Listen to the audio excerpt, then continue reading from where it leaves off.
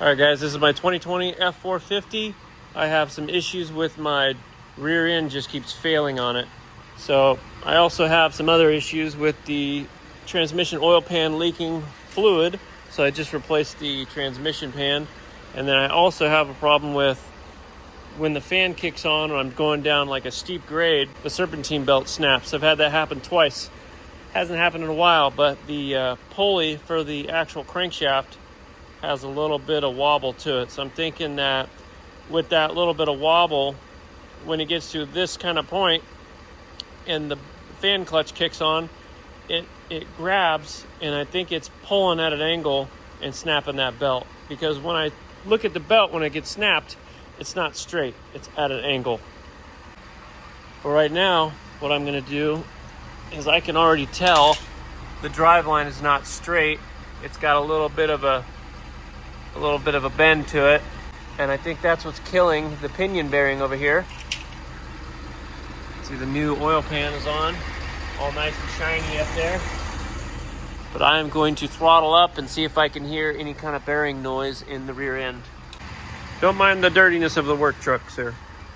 So I made this tool. This is actually out of a caulking gun. I cut that part off, put this piece through it, and now I can use it to activate the throttle. They sell these, but I figured if I could just make one, I wouldn't have to buy one.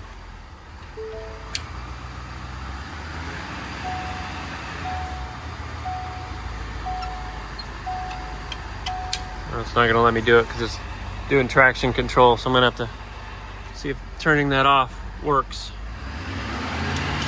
Yep, sure did. I didn't realize it was gonna work that quick, but it did.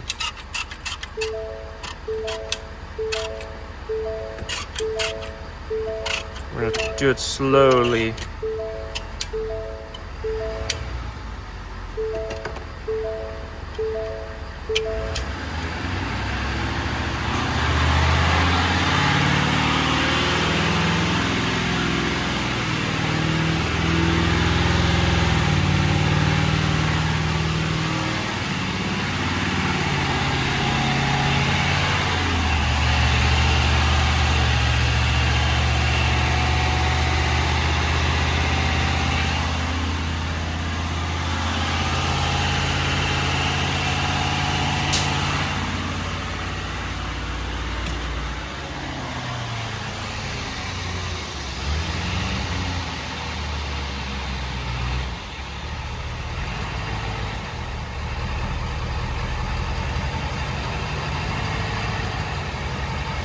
I don't hear a vibration, but maybe it hasn't been vibrating long enough to cause any damage to the actual pinion bearing. But I am going to have this driveline inspected, and then if I have to, I'll replace it. This is the second rear end that's been in this truck. The very first one failed twice, and then on the third time it completely grenaded, and then they just replaced the whole entire axle. But it's doing it again, so I'm thinking that the actual driveline is the culprit.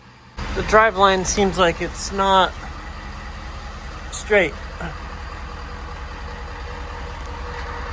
Let's see if I can...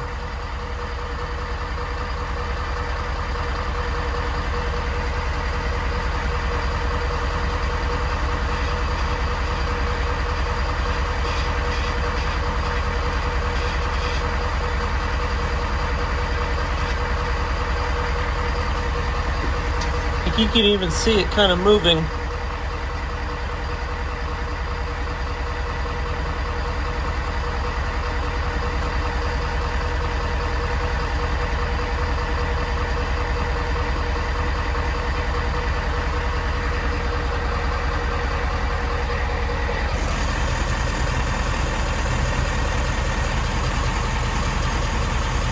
The whole thing doesn't look straight from here to there.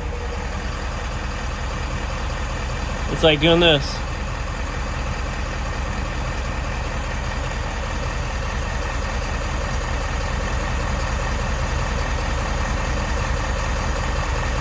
Maybe that's my problem.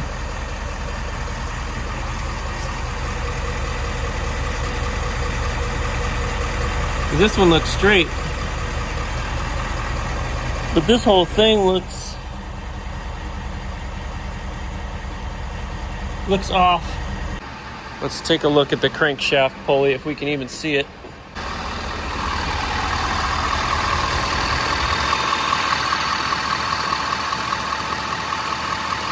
You can actually see the belt is shifting back and forth.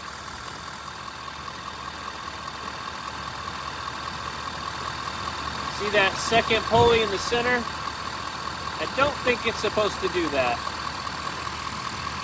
And on the crankshaft, it's hard to see, but it's not perfectly straight. Now I have 3 F450s, same exact motor. Let's go look at those ones. All right, we've already looked at the 2020. Let's look at the 2024 here. A little bit harder to climb because I don't have a bumper.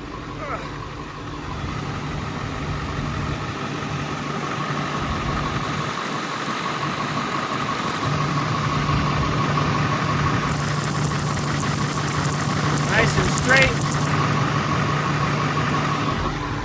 Look at the 2025 here. I wish these bumpers have a little bit more of a lip to step on.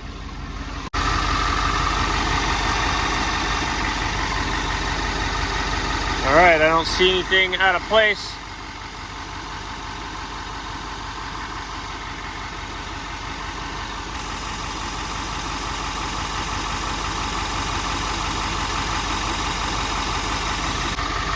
This one you can barely see it, but on the inner pulley,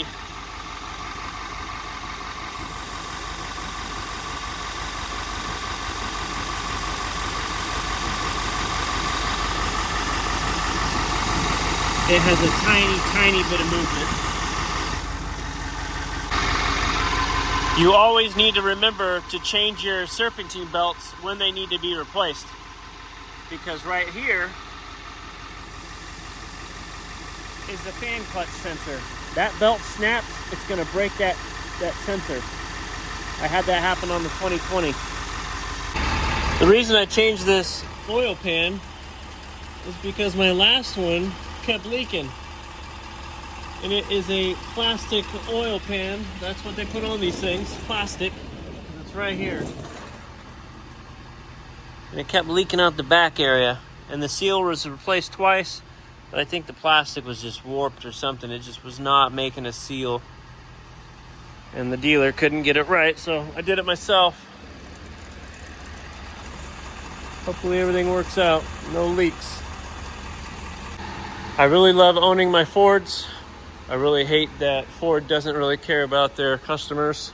And that is because this has been into the dealer so many times for the rear end and the transmission. This transmission has been rebuilt. The seal has been replaced like twice. Rear end's been rebuilt 3 times or more and then replaced. And now it's having an issue again. They only fix the problem. They do not fix what is making the problem. Just got back from test driving it for about 30 minutes or more. And I was just smelling transmission fluid still.